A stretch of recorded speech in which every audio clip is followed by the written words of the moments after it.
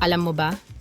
Kahit malayo ang giyera ng Iran at US-Israel sa Pilipinas, direktang naaapektuhan ang ating bulsa.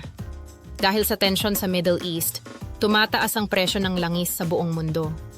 Kapag mahal ang langis, tumataas din ang pamasahe, kuryente, at presyo ng pagkain. Kaya mas mahalaga ngayon na matuto tayong magtipid. Narito ang ilang praktikal na paraan para makatipid ngayong may krisis. Una, bawasan ang hindi importanteng biyahe. Kung kaya namang mag-commute o mag-carpool, gawin na ito. Malaki ang matitipid sa gasolina. Ikalawa, magplano ng weekly budget. Isulat ang mga kailangan lang bilhin at iwasan ang impulsive buying. Ikatlo, magtipid sa kuryente. Patayin ang ilaw at appliances kapag hindi ginagamit. Sa panahon ngayon, bawat piso ay mahalaga. Ikaapat, mag-stock ng sapat lang na pagkain. Huwag mag-panic buying dahil lalo lang nitong pinapataas ang presyo sa merkado.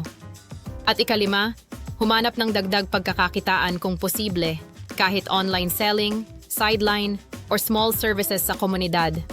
Sa panahon ng krisis, hindi natin kontrolado ang giyera, pero kontrolado natin kung paano natin pamamahalaan ang ating pera.